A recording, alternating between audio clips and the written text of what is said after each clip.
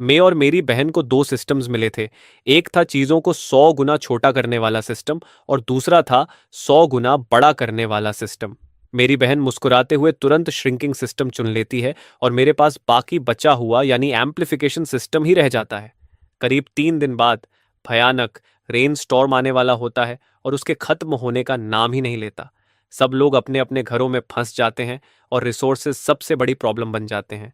मैं अपने amplification system पर भरोसा करता हूँ और घर में जो भी थोड़ा बहुत सामान है उसे बड़ा करके काम चलाता हूँ। थोड़े से खाने को बढ़ाकर लंबा चलाता हूँ और इसी तरह किसी तरह अपनी बहन की जान बचा लेता हूँ। लेकिन उसी बहन ने मुझे एक ऊंची इमारत से नीचे धक्का दे दिया। वो कहती है कि अगर तुमने मेरा एम्प्लीफिकेशन सिस्टम नहीं लिया होता तो मैं इस सिस्टम से खाना बड़ा करके शॉफैन के परिवार को बचा सकती थी। तुम्हें अपनी सेल्फिशनेस की कीमत चुकानी होगी, लेकिन मुझे ये बिल्कुल उम्मीद नहीं थी कि मैं दोबारा जन्म ले लूंगा। और जैसे ही मैंने देखा कि इस बार मेरी बहन मुझसे पहले जाकर एम्प्लीफिकेशन सिस्टम चुन लेती है, मुझे तुरंत समझ आ गया कि वो भी रिबॉर्न है, क्योंकि इस बार उसने सीधे वही सिस्टम चुना जो पहले मेरे पास था। तभी मुझे एहसास हुआ कि अगर उसे अपने बैम्बू हॉर्स शाओ फैन से इतना प्यार है और मेरे जैसे उस इंसान की कोई कीमत नहीं जिसने उसकी जान बचाई थी, तो इस बार उसके जीने मरने से मेरा कोई लेना देना नहीं होगा। मैं अपनी बहन को देखता हूँ जो खुश नहीं दिख रही थी। फिर मैं कैजुअली बोल देता हूँ कि मैं श्रिंकिंग सिस्टम ले लूँगा। वो अपने नए सिस्टम को लेकर बहुत एक्साइटेड हो जाती है और पास रखे एक कप को कैजुअली 100 गुना बड़ा कर देती है। एक छोटा सा कप तुरंत एक बहुत बड़ा कप बन जाता है। वो खुशी से चिल्लाती है कि ये सच है, एम्प्लीफिकेशन सिस्टम सच में उसका है। मैं उसे ठंडे भाव से देखता हूँ। यही वो बहन है जिसे मैंने अपनी पिछली जिंदगी में जान देकर बचाया था। कुछ ही समय बाद रेन स्टॉर्म आ जाता है और सब लोग घरों में फंस जाते हैं। सप्लाईज की कमी शुरू हो जाती है। लेकिन मेरे घर में अभी भी इंस्टेंट नूडल्स और ब्रेड के डिब्बे पड़े हैं। पिछले जन्म में मैं इन्हें बड़ा करके हम दोनों ने 5 साल तक सम हाउ सरवाइव किया था। हैवी रेन के दौरान हमारे सामने वाले घर में रहने वाला मेरी बहन का बचपन का दोस्त श्याओ फैन रहता था। मेरी बहन मुझसे बार बार रिक्वेस्ट करती थी कि मैं उनके परिवार के लिए खाना एम्पलीफाई कर दूं, लेकिन मैंने माना कर दिया, क्योंकि अपोकलिप्स में कुछ भी प्रिडिक्ट नहीं किया जा सकता। मेरी मदद के बिना शाओ फान का परिवार 5 साल तक सरवाइव नहीं कर पाया और जल्दी ही भूख से मर गया। मैं तो किसी तरह अपोकलिप्स में बच गया, लेकिन अंत में उसी बहन के हाथों मारा गया जिसे बचाने के लिए मैंने सब कुछ किया था। इस बार मेरी बहन मेरे सामने आकर ताना मारती है कि अब उसके पास वो एम्प्लीफिकेशन सिस्टम है जो पहले मेरा था। क्या मुझे जेलसी हो रही है क्योंकि वो अब जो चाहे उसे बड़ा कर सकती है और मेरा श्रिंकिंग सिस्टम तो किसी काम का नहीं लगता। वो जैसे ये टेस्ट कर रही थी कि मैं भी रीबॉर्न हूं या नहीं, और उसकी आंखों में हल्की सी सावधानी थी। मैं ऐसे बिहेव करता हूं जैसे कुछ हुआ ही नहीं और मुस्कुराकर कहता हूं कि बस सिस्टम का फर्क है, तुम्हें पसंद है तो तुम रख लो, मुझे तो एम्प्लीफिकेशन सिस्टम में कोई इंटरेस्ट ही नहीं है। मेरी बात सुनकर वो थोड़ी रिलैक्स्ड हो जाती है। मुझे पता है कि इस बार वो जरूर शाओ फैन के परिवार को बचाने जाएगी, और जैसे ही किसी आउटसाइडर को सिस्टम के बारे में पता चलेगा, अपोकैलिप्स में उसके लिए सेफ रहना इम्पॉसिबल हो जाएगा, क्योंकि हर कोई सिस्टम का इस्तेमाल करना जान जाएगा। तभी वो घर से निकलकर सीधे श्याओ फैन के घर जाती है और उसका दरवाजा नॉक करती है। श्याओ फैन हैरान होकर पूछता है कि तुम यहाँ क्यों आई हो, लेकिन मेरी बहन उसके चेहरे की नफरत को इग्नोर करके उसका हाथ पकड़ लेती है और कहती है कि अंदर चलकर बात करते हैं। उधर सामने वाला दरवाजा बंद हो जाता है और मैं तुरंत अपना फोन निकालकर डेट चेक करता हूँ। रेनस्टॉर्म आने में अभी भी 3 दिन बाकी हैं। मैं तुरंत पास के सुपरमार्केट जाता हूँ और खाने पीने का सारा सामान खरीद लेता हूँ। इंस्टेंट नूडल्स, ब्रेड जैसे durable food, toilet paper, comb, mirror, quilts, pillows और बाकी डेली नेसेसिटीज सब कुछ ले आता हूँ। साथ ही राइस, फ्लावर और अलग अलग वेजिटेबल्स के सीड्स भी खरीदता हूँ, ताकि फ्यूचर में खुद खाना उगा सकूँ। अपनी लाइफ कंफर्टेबल रखने के लिए मैं चिक्स का एक पैच भी खरीद लेता हूँ और फर्नीचर सिटी से पूरा फर्नीचर भी ले आता हूँ, ताकि अपने लिए एक नया छोटा घर बना सकूँ। मेरा घर एक ऊंची मंजिल पर है और पिछले जन्म में भी लगातार बारिश के बावजूद वो सेफ रहा था, इसलिए मैं कहीं जाने का प्लान नहीं बनाता। बस इस बार अलग तरीके से जीना चाहता हूँ। मैं अपनी सारी सेविंग्स खर्च कर देता हूँ। दूसरी तरफ मेरी बहन को देखो। उसे पता है कि रेन स्टॉर्म आने वाला है, लेकिन उसे ना कोई पैनिक है ना कोई प्रेपरेशन, क्योंकि उसे अपने एम्प्लीफिकेशन सिस्टम पे पूरा भरोसा है कि वो खाने को बड़ा करके सरवाइव कर लेगी, बल्कि वो थोड़ी एक्साइटेड भी है। मुझे पता है वो क्या एक्सपेक्ट कर रही है। वो चाहती है कि जब खाने की कमी हो तो वो हीरो बनकर शौफैन के परिवार को बचाए और फिर शौफैन उससे प्यार करने लगे। लेकिन ऐसे बेवकूफ़ लोग एपोक्लिप्स में सरवाइव करने के लायक नहीं होते। शाम को मेरी बहन घर लौटती है और उसकी आंखों में सपने तैर रहे होते हैं। वो मुझसे पूछती है कि अगर वो श्याओ फैन के परिवार को बचाएगी तो क्या श्याओ फैन उससे प्यार करेगा। वो खुश भी है और थोड़ी शर्माई हुई भी। मैं ठंडे तरीके से कहता हूं कि नहीं, ये इम्पॉसिबल है। वो तुरंत गुस्से में आकर मुझे गाली देती है और कहती है कि मैं खुद गर्लफ्रेंड नहीं ढूंढ पाया, इसलिए उससे जेलस हूं। मैं उसकी बातों को इग्नोर करके अपने फ़ोन में ऑनलाइन शॉपिंग करता रहता हूँ। तभी वो पूछती है कि क्या मेरे पास पैसे हैं। उसे कुछ हजार युआन चाहिए खाना खरीदने के लिए।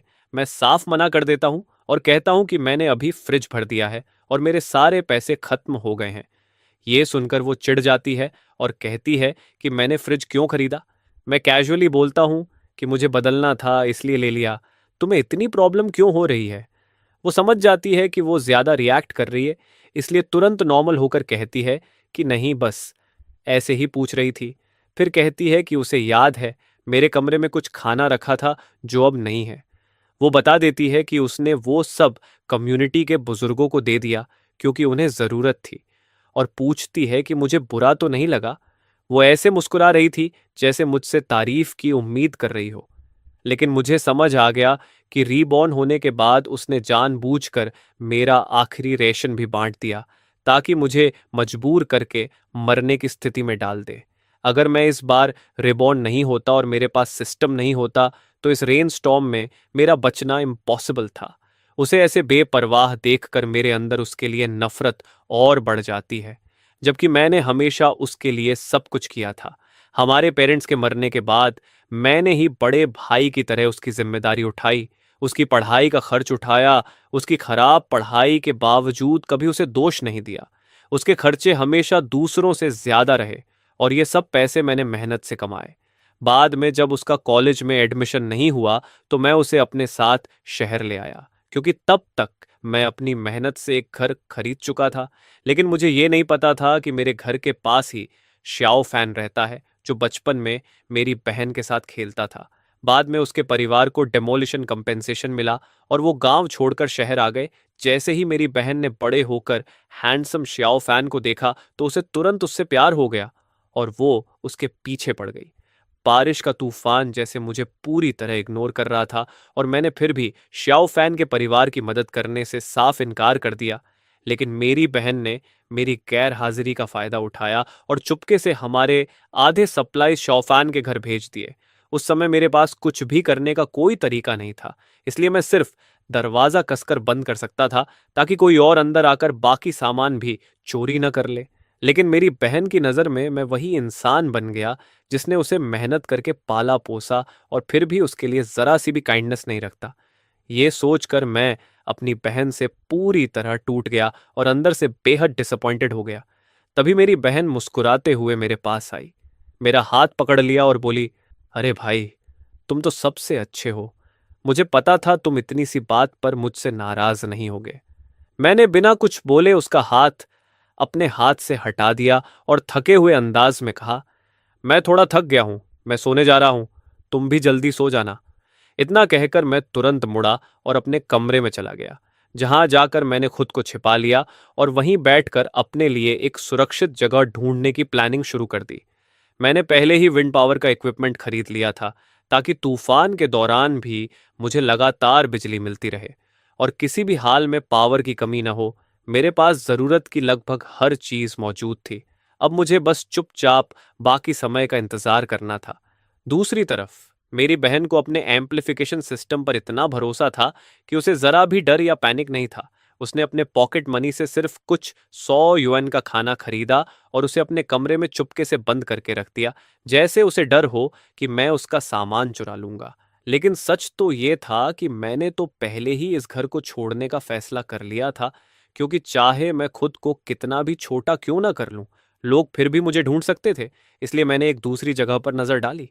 वो जगह थी मेरे बेडरूम के अंदर बना हुआ एक सीक्रेट रूम, जिसे मैंने घर रेनोवेट करते समय खास तौर पर बनवाया था और इसके बारे में मैंने कभी अपनी बहन को नहीं बताया। ये छोटा सा कमरा बहुत बड़ा नहीं था, बस एक छोटे से टॉयलेट जितना चौड़ा था, लेकिन मेरे लिए, खासकर श्रिंकिंग सिस्टम इस्तेमाल करने के बाद, ये एक परफेक्ट सेफ हाउस बनने वाला था। इस कमरे का स्विच सिर्फ मेरे मोबाइल डिवाइस से ऑपरेट होता था, इसलिए मुझे बिल्कुल भी चिंता नहीं थी कि मेरी बहन इसे खोज भी ले तो भी वो इसे खोल नहीं पाएगी। इसके अलावा मैं कार लेकर शहर से करीब 10 किलोमीटर दूर एक सुनसान जगह पर गया और वहां की थोड़ी सी जमीन को अपने श्रिंकिंग सिस्टम से छोटा कर लिया, ताकि बाद में मैं उस जमीन और खरीदे गए सीड्स का इस्तेमाल करके सब्जियां उगा सकूं। मैंने वहां से कुछ पेड़ों को भी छोटा करके अपने साथ ले लिया। इतने में मेरे द्वारा ऑर्डर किया गया सारा खाना और फर्नीचर भी पहुंच गया। उस समय रेन स्टॉर्म आने में सिर्फ एक दिन बचा था। मैंने डिलीवरी एड्रेस अपने पुराने गांव के उस घर का रखा जहां मैं पहले रहता था। वो गांव अब पूरी तरह खाली हो चुका था और वहां कोई नहीं रहता था। उस घर को मैंने फर्नीचर, अप्लायंसेस, खाने पीने का सामान और हर तरह की छोटी बड़ी जरूरी चीजों से भर दिया। फिर सही मौका देखकर, जब आसपास कोई नहीं था, मैंने श्रिंकिंग सिस्टम का इस्तेमाल किया और पूरे घर के हर सामान को छोटा करके पहले से तैयार किए हुए बॉक्सेस में भर लिया। आखिर में मैं थोड़ा हिचकिचाया, लेकिन फिर मैंने अपने छोटे बंगलों को भी श्रिंक करके एक पीस में अपने साथ ले लिया। भले ही वो थोड़ा पुराना था, लेकिन रहने के लायक पूरी तरह ठीक था। रात के सन्नाटे का फायदा उठाते हुए मैं सारी चीजें लेकर वापस अपने घर पहुंचा और उन्हें अपने सीक्रेट रूम में रख दिया।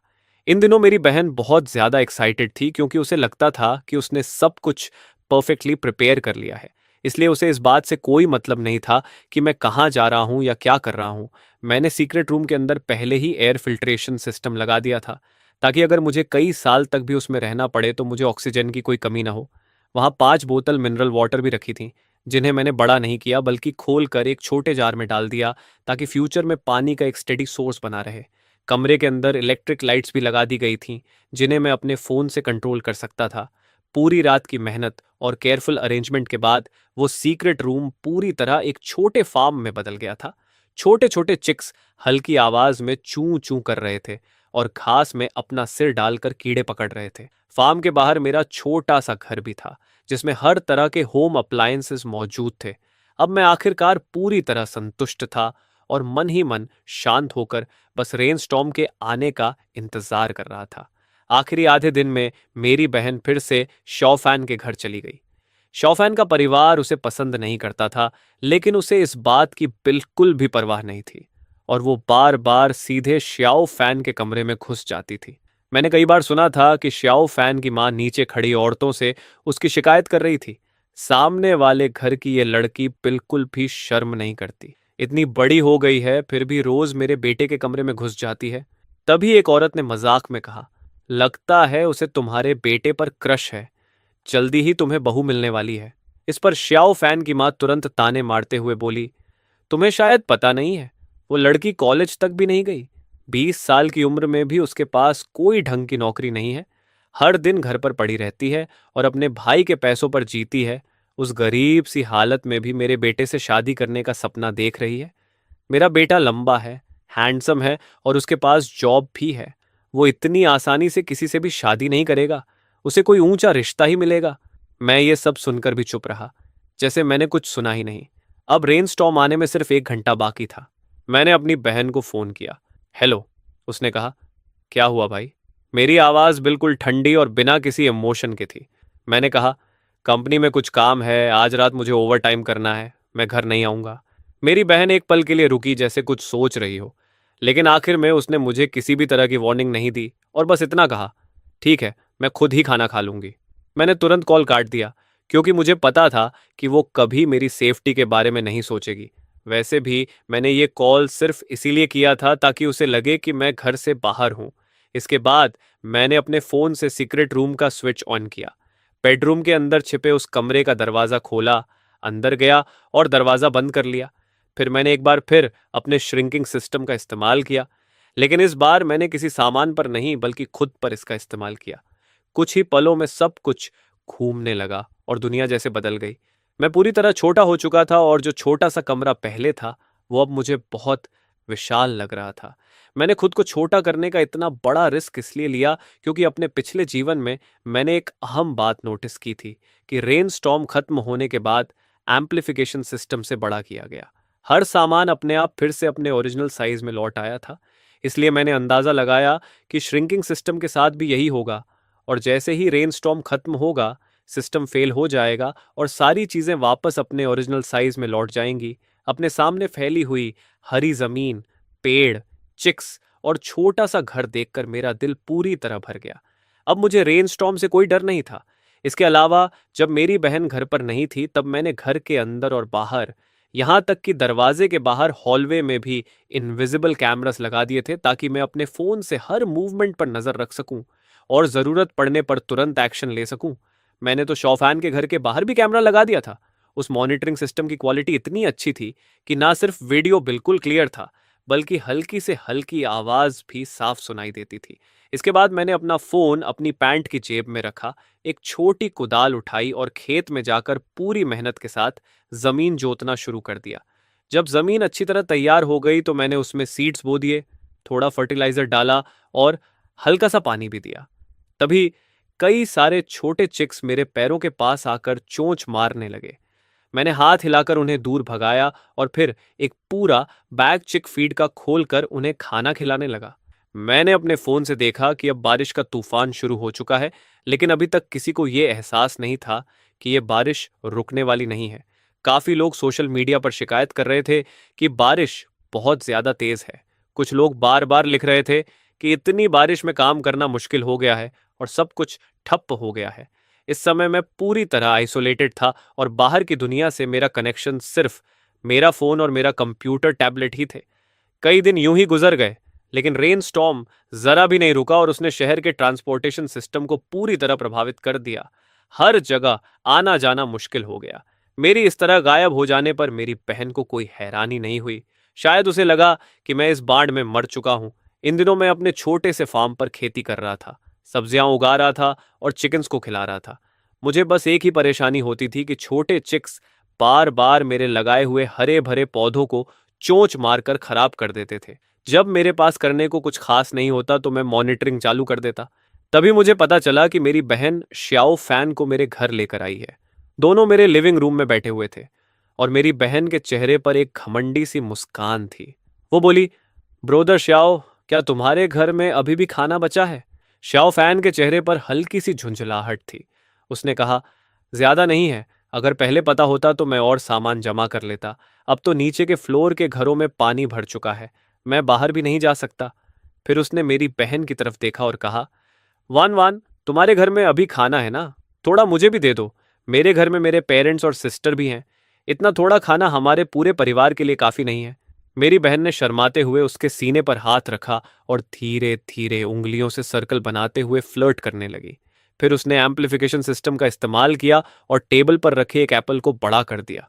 वो एप्पल तुरंत ही बहुत बड़ा हो गया और टेबल पर भारी होकर टिक गया। शॉ फैन का चेहरा पहले तो शौक से भर गया, लेकिन अगले ही पल वो बहुत खुश हो गया।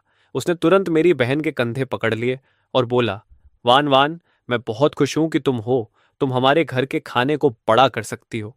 मेरी बहन ने शर्माते हुए सिर हिलाया और बोली, हाँ ब्रदर श्याओ, लेकिन मेरी एक छोटी सी रिक्वेस्ट है। शाओ फान ने बिना सोचे समझे तुरंत हामी भर दी। तुम जानती हो कि मैं तुम्हें पसंद करता हूं। मेरी बहन ने शर्माते हुए अपनी आंखें ढंक लीं और बोली, ब्रदर श्याओ, जब मैं तुम्हारे परिवार को बचा सकती हूं तो क्या तुम भी मुझे पसंद कर सकते हो? उसे बिल्कुल भी अंदाजा नहीं था कि श्याओ फैन के चेहरे पर उस समय कितनी कॉम्प्लेक्स फीलिंग्स थीं और हल्की सी नफरत भी झलक रही थी। लेकिन श्याओ फैन ने तुरंत अपना एक्सप्रेशन बदल लिया और प्यार जताने वाले अंदाज में मेरी बहन का हाथ पकड़कर बोला, तुम कैसी बेवकूफ़ी की बातें कर रही हो? क्या हम पहले से साथ नहीं हैं? तुम जानती हो ना, बचपन से हम साथ बड़े हुए हैं। अब तो मैं भी तुम्हें पसंद करता हूं और रेनस्टॉर्म खत्म होने के बाद मैं तुमसे शादी करूंगा। ये सुनकर मेरी बहन खुशी से पागल हो गई और उसने शाओ फैन के गले लगकर उसे कसकर पकड़ लिया। बहुत अच्छा, मुझे पता था ब्रदर शाओ, तुम भी मुझे पसंद करते हो। मेरे भाई तो कह रहे थे कि तुम मुझे पसंद नहीं करोगे, वो बस मुझसे जेलस हैं। शाओ फैन ने कैजुअली पूछा, वैसे तुम्हारा भाई कहाँ है? मेरी बहन ने बिना परवाह किए जवाब दिया, वो कह रहा था ओवर टाइम करने जा रहा है, इतनी तेज बारिश में बाहर गया है, इतने दिन हो गए हैं, शायद वो डूब चुका होगा। श्याओ फैन के चेहरे पर एक चालाक सी मुस्कान आई और उसने मेरी बहन को फिर से मीठी बातें करके बहलाया और उससे उसके कमरे में रखा, सारा सामान निकलवा लिया। मैं ये सब सर्विलांस में देख रहा था और मेरे होठों पर ठंडी हंसी आ गई। मैंने सोचा कि मैंने आखिर कैसी बेवकूफ बहन को पाला है, और सिर्फ बेवकूफ ही नहीं बल्कि इतनी निर्दयी कि जैसे वो चाहती हो कि उसका अपना भाई मर जाए। लेकिन फिर मैंने खुद को याद दिलाया कि अब इसका मुझसे कोई लेना देना नहीं है, मैं यहां छिपा हुआ हूं और किसी को मेरे बारे में पता चल ही नहीं सकता। मुझे बस अपनी छोटी सी दुनिया में शांति से जीना है। ये सोचकर मैं वापस अपने छोटे घर में गया और अपने लिए हॉट पॉट बनाना शुरू किया। फिर मैंने फ्रिज खोला और एक बोतल बियर निकाली और मजे से डिनर करने लगा। खाते पीते हुए मैंने खाने की फोटोज खींची और मोमेंट्स पर पोस्ट कर दी। बाहर भयंकर तूफान चल रहा था और मैं घर के अंदर आराम से हॉट पॉट और बियर का मजा ले रहा था। ये सच में बहुत सुकून देने वाला था। लेकिन अचानक मेरी बहन ने मेरी पोस्ट पर कमेंट कर दिया, भाई तुम कहाँ हो? सिर्फ कमेंट से उसका मन नहीं भरा। उसने मुझे वीचैट पर कई मैसेजेस भी भेजे। इतनी तेज बारिश हो रही है, भाई तुम ठीक हो ना? तुम कहाँ हो? तुम हॉट पॉट खा रहे हो? मुझे भी खाना है। भाई बताओ तुम कहाँ हो? मैं बाहर नहीं जा सकती, मेरे लिए थोड़ा खाना लेकर आ जाओ। मैंने उसके किसी भी मैसेज का रिप्लाई नहीं दिया, बल्कि मैंने अभी अभी पी हुई बियर की एक और फोटो खींचकर उसे भेज दी और लिखा कि बियर ठंडी है और हॉट पॉट भी बहुत गर्म और स्वादिष्ट है। मेरी बहन ने तुरंत मुझे कॉल कर दिया और बोली, भाई तुम अभी भी हॉट पॉट कैसे खा रहे हो? मेरे लिए भी लेकर आओ, मैं कई दिनों से सिर्फ ब्रेड खा रही हूँ। उसके शब्द कुछ और कह रहे थे, लेकिन उसके टोन में एक अलग ही मतलब छिपा था, जैसे वो सोच रही हो कि इतनी खराब हालत में भी मैं इतना अच्छा कैसे खा रहा हूं। मैं मुस्कुराया और अपने आसपास देखा, जहां सब कुछ शांत था और बाहर के तूफान का कोई असर नहीं था। मैंने उससे कहा, मैं अभी भी कंपनी में हूं, ये हॉट पॉट कंपनी ने हमें ट्रीट में दिया है। बारिश बहुत ज्यादा है इसलिए मैं वापस नहीं आ सकता, तुम घर में कुछ ढूंढ कर खा लो। ये सुनकर मेरी बहन पहले की तरह मुझसे लाड जताने लगी, ऐसा मत करो, घर का ब्रेड बिल्कुल अच्छा नहीं लग रहा, मुझे भी हॉट पॉट खाना है। वो अभी और कुछ बोलती लेकिन मैंने कॉल काट दिया। फिर मैंने मॉनिटरिंग चालू की और देखा कि मेरी बहन अपने फोन पर गुस्से से पागल हो रही थी, और अब उसके चेहरे पर वो भोली भाली बहन वाली इमेज बिल्कुल नहीं थी। इतने सालों तक अच्छा बनने का नाटक करना उसके लिए भी आसान नहीं रहा होगा। मैंने कैजुअली अपना कंप्यूटर चालू किया। पहले से ही मैंने सैकड़ों ए गेम्स डाउनलोड करके रखे थे ताकि बोरियत के समय मैं उन्हें खेल सकूं। खाना पीना खत्म करने के बाद मैं बिस्तर पर लेट गया और आराम करने लगा। फिर मैंने फोन उठाया, मॉनिटरिंग सॉफ्टवेयर खोला और शाओ फैन के घर के बाहर लगे कैमरा पर स्विच किया। तभी मुझे शाओ फैन और मेरी बहन की आवाज सुनाई दी। शाओ फैन बोल रहा था, वान वान, तुम तो बहुत ही कमाल हो, अब हमारे परिवार को खाने पीने की कोई चिंता नहीं रहेगी। तभी श्याओ फैन की मां की आवाज आई, अरे वाह, ये तो सच में खजाना है। इससे साफ था कि अब उनके पूरे परिवार को पता चल चुका था कि मेरी बहन के पास एम्प्लीफिकेशन सिस्टम है। मेरी बहन ने विनम्र बनते हुए कहा, आंटी, ये तो मेरा फर्ज है कि मैं आपके परिवार की मदद करूं। फिर उसने शर्माते हुए कहा, वैसे भी हम सब आगे चलकर एक ही परिवार बनने वाले हैं। इतना कहते ही वहां अचानक थोड़ी देर के लिए सन्नाटा छा गया। फिर श्याओ फैन के पेरेंट्स बार बार उसे खुश करने के लिए मीठी बातें करने लगे। हाँ, अगर वैन वैन नहीं होती तो हमें इतना खाना कैसे मिलता? श्याओ फैन का तुम्हारे साथ होना तो उसकी किस्मत है। मैंने तो पहले ही कहा था कि तुम बहुत प्यारी लड़की हो। मेरी बहन उनकी बातों में पूरी तरह बहक गई और उसे समझ ही नहीं आया कि वो क्या कर रही है। मैं ये सब सुनकर बस ठंडी हंसी हंसा और फिर मॉनिटरिंग बंद कर दी। श्याओ फैन का परिवार कैसा है ये मैं बहुत अच्छी तरह जानता हूं। जब उनके परिवार को डेमोलिशन का पैसा मिला था, तभी से उन्होंने गांव में अपना रौब जमाना शुरू कर दिया था। लोगों को हमेशा नीची नजर से देखते थे। पुराने रिश्तेदार और जान पहचान वाले जिन्हें पहले वो बराबरी से मिलते थे, अब उन्हें खुद ही डांट कर दूर भगा देते थे। उन्हें हमेशा लगता था कि लोग सिर्फ उनके पास इसलिए आ रहे हैं क्योंकि उनके पास पैसा है। गांव के बहुत से लोग कहते थे कि यह परिवार बहुत घमंडी हो गया है। यहां तक कि एक बार जब गांव का मुखिया उनके घर के पास से गुजर रहा था और पानी मांगने गया, तो उन्होंने उसे भी ठीक से पानी नहीं दिया।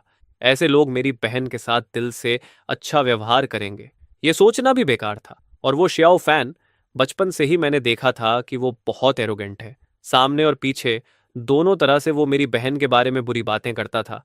दिल से वो कभी मेरी बहन को सम्मान नहीं देता था। लेकिन अब मैं इन सब में दखल नहीं दे सकता था, क्योंकि मैं खुद अभी 100 गुना छोटा होकर अपने छोटे से संसार में रह रहा था। ज्यादा समय नहीं बीता था कि मेरी बहन का फोन आ गया। उसने खुशी से कहा, भाई तुम्हारे लिए एक अच्छी खबर है, मैं अब श्याओ फैन के साथ हूं। मैं उस समय चिक्स को खाना खिला रहा था। मैंने कैजुअली कहा, तो मुझे क्यों फोन कर रही हो? छोटे चिक्स अब थोड़े बड़े हो गए थे, लेकिन फिर भी आपस में लड़ते झगड़ते रहते थे और खाना छीनने की कोशिश करते थे। मेरी बहन ने ध्यान से सुनते हुए पूछा, भाई उधर मुर्गियों की आवाज क्यों आ रही है? मैंने कहा, हाँ मैं चिक्सन्स को खाना खिला रहा हूं। ये सुनकर वो तुरंत चिढ़ गई और बोली, इतनी तेज बारिश में तुम कहाँ जाकर मुर्गियां पाल रहे हो? मैंने उसके सवाल का सीधा जवाब नहीं दिया, बल्कि कहा कि मैंने जो सब्जियां पहले बोई थीं वो अब उगने लगी हैं। बैंगन भी मिट्टी से बाहर आ गए हैं। मुझे बीच बीच में बाहर जाकर घास निकालनी पड़ती है और पानी देना पड़ता है।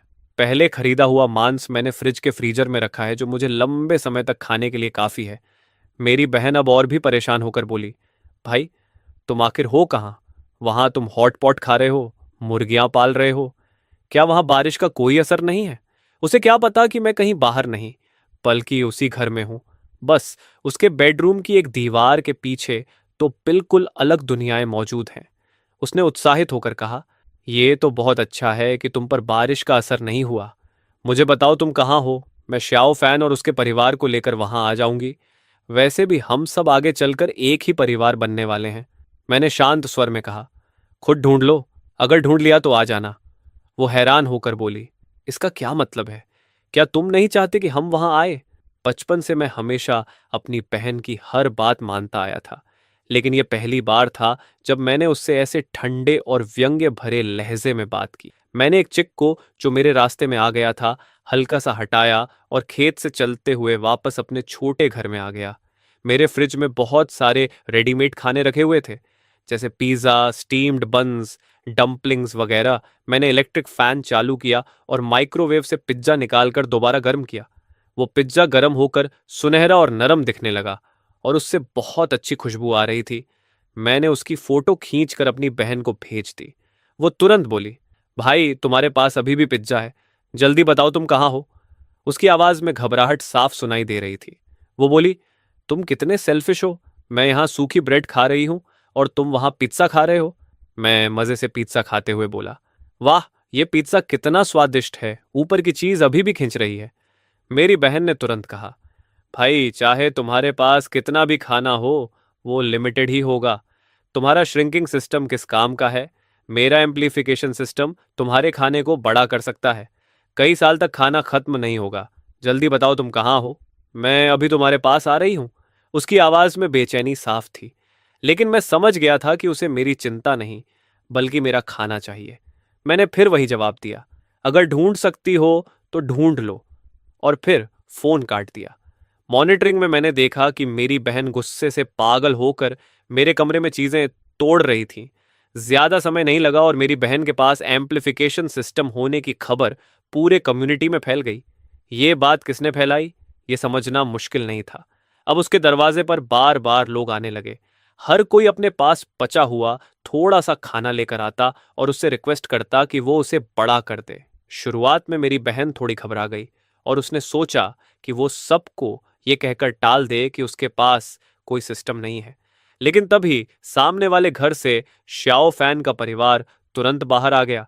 श्याओ फैन के पेरेंट्स आगे बढ़कर बोले, अरे रुकिए, वैन वैन हमारी होने वाली बहू है।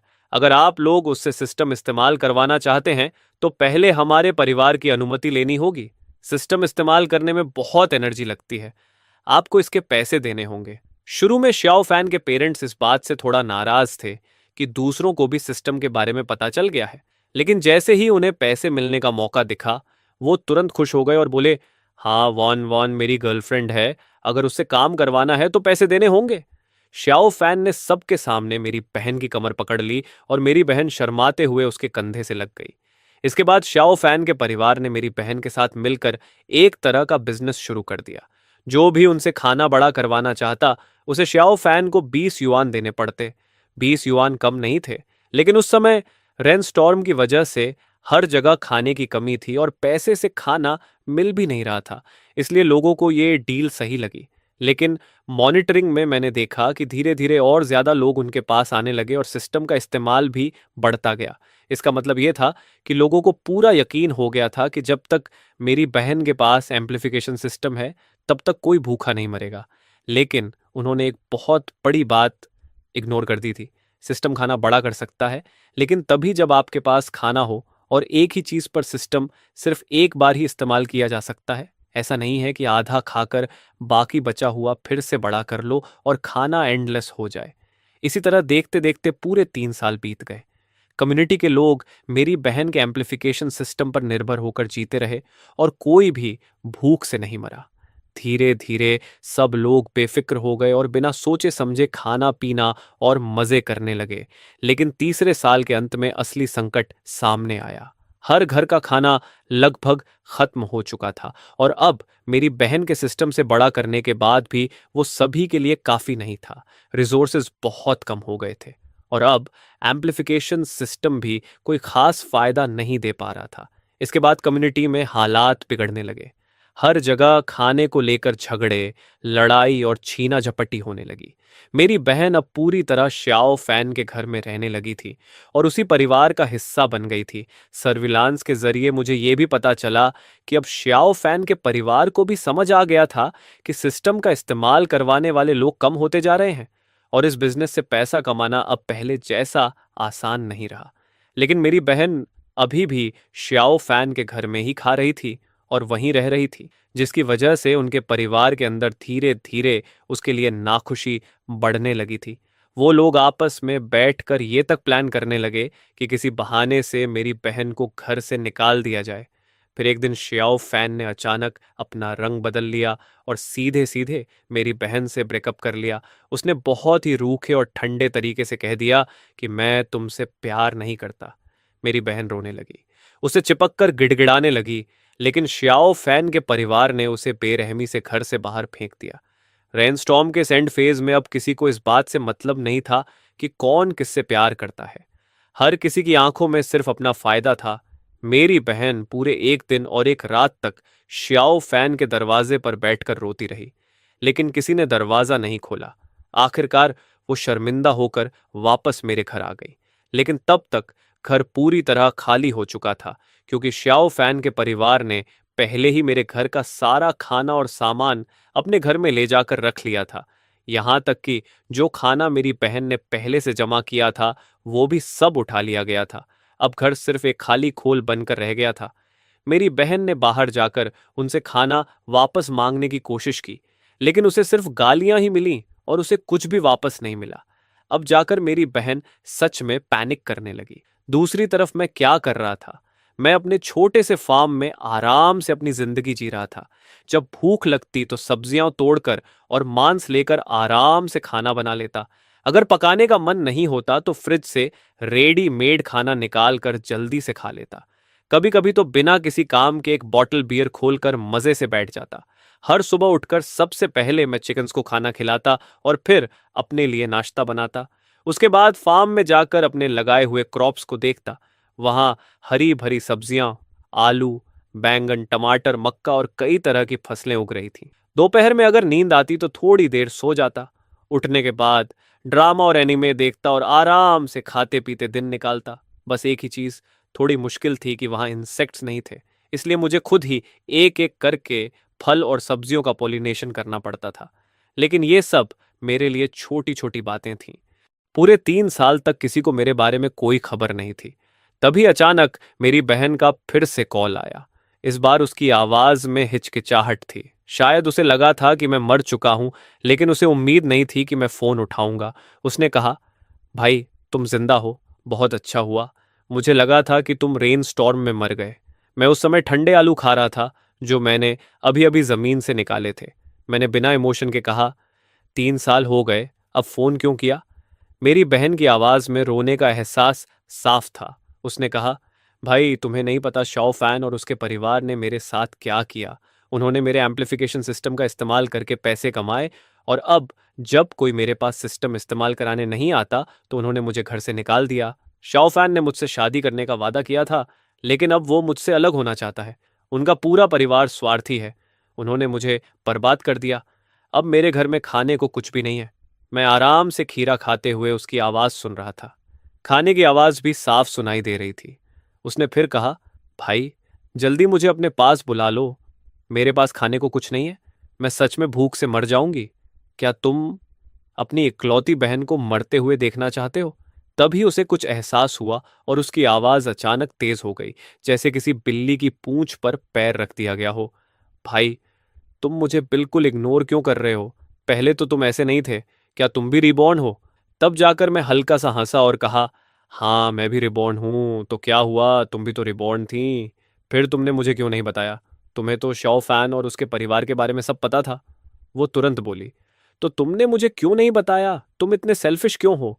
मैंने ज्यादा कुछ नहीं कहा और सीधे उसे एक वीडियो भेज दिया। उस वीडियो में मेरा पूरा छोटा फार्म दिख रहा था, जहां मेरी सब्जियां अच्छे से उग रही थीं। चिक्सन्स इधर उधर घूम रहे थे। मेरा घर अंदर से बहुत आरामदायक था और फ्रिज में खाना और स्नैक्स भरे हुए थे। कहीं से भी ऐसा नहीं लग रहा था कि वहां रेनस्टॉर्म का कोई असर हुआ है, जैसे वो एक अलग ही दुनिया हो। वीडियो देखते ही मेरी बहन गुस्से से पागल हो गई और चिल्लाने लगी, तुम इतने सेल्फिश कैसे हो सकते हो? तुम्हें पता है मैं कितनी मुश्किल में जी रही हूं। मैंने शांत होकर कहा, सेल्फिश मैं हूं या तुम थी? जब पिछले जन्म में तुमने मुझे बिल्डिंग से नीचे धक्का दिया था, तुम रीबॉर्न थी। तुम्हें रेन स्टॉर्म के बारे में पहले से पता था, फिर भी तुमने मुझे कुछ नहीं बताया। क्या वो सेल्फिशनेस नहीं थी? मेरी बहन हमेशा से यही मानती आई थी कि मैं उसके लिए सब कुछ करूं, और उसने कभी ये नहीं सोचा कि उसे मेरे लिए क्या करना चाहिए। मैंने साफ कहा कि मैं कोई महान इंसान नहीं हूं। अगर तुम मुझे फैमिली नहीं मानती तो मैं भी तुम्हें बचाने के लिए मजबूर नहीं हूं। वो फिर गिड़गिड़ाने लगी, भाई, मैं सच में गलती कर बैठी। तुम मुझे छोड़ नहीं सकते। मैं तुम्हारी इकलौती बहन हूं।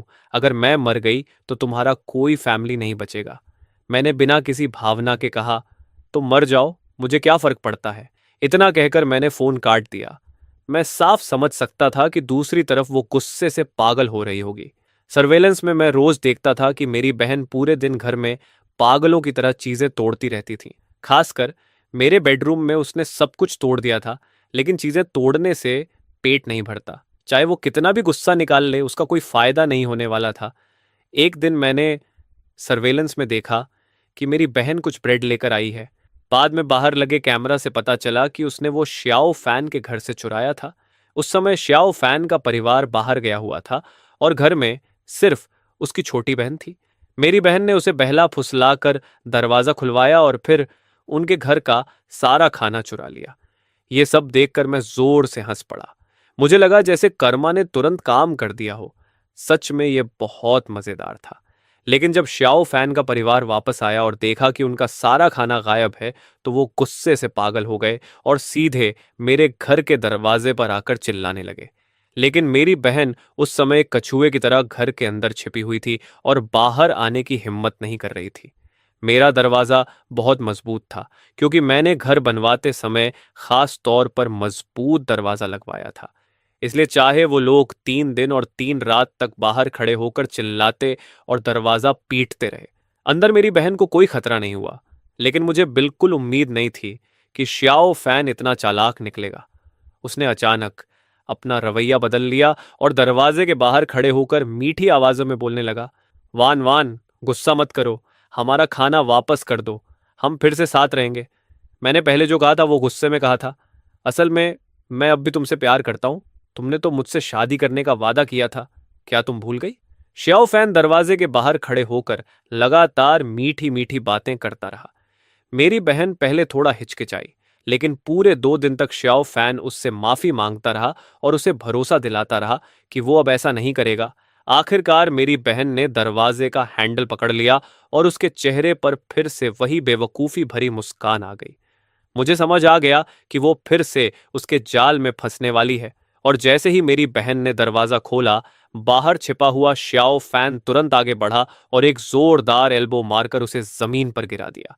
आखिर में मैं बस अपना माथा पकड़कर दर्द से खड़ा रह गया और चुपचाप उनकी फैमिली को देखता रहा, जो फिर से सारा खाना उठाकर ले जा रहे थे।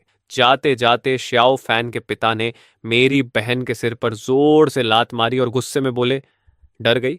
सस्ती चीज, उल्टा चोरी करने चली आई। तू भी मेरे बेटे से शादी करने का सपना देख रही थी? नामुमकिन। मुझे उम्मीद नहीं थी कि तू इतनी घटिया निकलेगी। मेरे ही घर से चोरी करने की हिम्मत कर ली। मेरी बहन जमीन पर पड़ी थी और हिल भी नहीं पा रही थी। उसकी आवाज बहुत कमजोर थी। वो बस इतना ही कह पाई, वो खाना मेरा था। तभी श्याओ फैन ने भी उसे दरवाजे के सामने से लात मारकर हटाया और सारा खाना वापस अपने घर ले गया। मेरी बहन 2 दिन तक दरवाजे के सामने ऐसे ही पड़ी रही जैसे मर गई हो। फिर धीरे धीरे उसने ताकत जुटाई और किसी तरह उठकर खड़ी हुई। वो घुटनों पर हाथ रखकर दरवाजे के सामने बहुत देर तक रोती रही। लेकिन अब उसके पास एम्प्लीफिकेशन सिस्टम होते हुए भी कोई फायदा नहीं था, क्योंकि उसके पास खाने के लिए कुछ भी नहीं बचा था। जब वो बिल्कुल टूट चुकी थी और सबसे ज्यादा डेस्परेट थी, तब उसने मुझे फिर से कॉल किया। जैसे ही मैंने फोन उठाया, वो रोते हुए बोलने लगी। काफी देर तक रोने के बाद उसने कहा, भाई, मुझे बहुत मारा गया है। मेरा पूरा शरीर दर्द कर रहा है। क्या मेरी हड्डी टूट गई है? भाई, तुम आकर मुझे बचा लो, मुझे बहुत दर्द हो रहा है। मैं बहुत भूखी भी हूं। अगर ये सब पहले हुआ होता तो मैं जरूर पिघल जाता और चाहता कि उसका सारा दर्द मैं खुद झेल लूं। लेकिन अब उसकी रोने की आवाज सुनकर भी मेरे दिल में कोई फर्क नहीं पड़ा। मैंने ठंडे लहजे में कहा, तुम इसके लायक हो, और फोन काट दिया। फिर मैं मुड़ा और अपने खेत में जाकर मकई के पौधों की देखभाल करने लगा। दिन ऐसे ही बीतते गए। मेरी बहन घर के दरवाजे पर पड़ी पड़ी धीरे धीरे और कमजोर होती गई। उसका शरीर दिन ब दिन सूखता जा रहा था। इस दौरान कई लोग उसके पास आए और उससे कहा कि वो अपने एम्प्लीफिकेशन सिस्टम से उनके खाने को बड़ा कर दे। शुरुआत में मेरी बहन मना करती रही, लेकिन जब लोगों ने उसे थप्पड़ मारे तो वो मजबूर होकर मान गई। आखिर में जब उसकी जिंदगी के आखिरी पल आए तो वो घिसटते हुए श्याओ फैन के घर के दरवाजे तक पहुंची।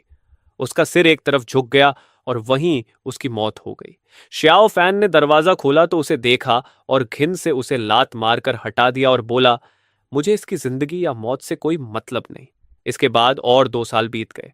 लगातार बारिश से नीचे के कई फ्लोर्स पानी में डूब चुके थे। लेकिन जैसा मैंने पिछले जन्म में देखा था, हमारा फ्लोर सुरक्षित था और यहां पानी नहीं पहुंचा।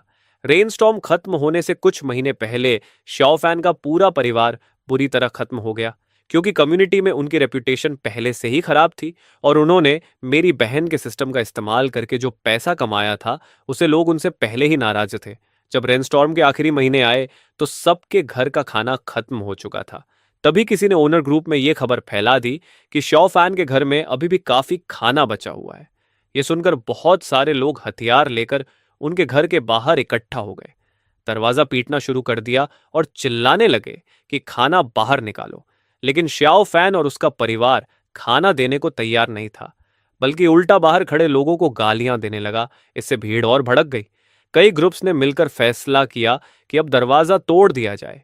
4 दिन और 4 रात तक लगातार दरवाजा पीटा गया और आखिरकार उनका दरवाजा टूट गया। घर के अंदर रखा सारा खाना लूट लिया गया। उनका परिवार जमीन पर बैठकर रोने लगा, क्योंकि अब उनके पास कुछ भी नहीं बचा था और बाकी के महीनों तक उनके लिए सरवाइव करना नामुमकिन था। पूरी कम्युनिटी में अफरा तफरी मच गई। हर जगह लाशें पड़ी थीं। लोगों की चीखें और रोने की आवाजें गूंज रही थीं। और दूसरी तरफ मैं अपने छोटे से फार्म में आराम से खा पी रहा था। यहां तक कि मेरा वजन भी करीब 5 किलो बढ़ गया था। मैं आखिर तक आराम से टिका रहा। फिर एक दिन मेरे फोन पर खबर आई कि रेन स्टॉर्म खत्म हो गया है। सूरज आखिरकार बादलों को चीरकर बाहर निकल आया और उसकी सुनहरी रोशनी जमीन पर फैल गई, जैसे दुनिया में फिर से जान आ गई हो।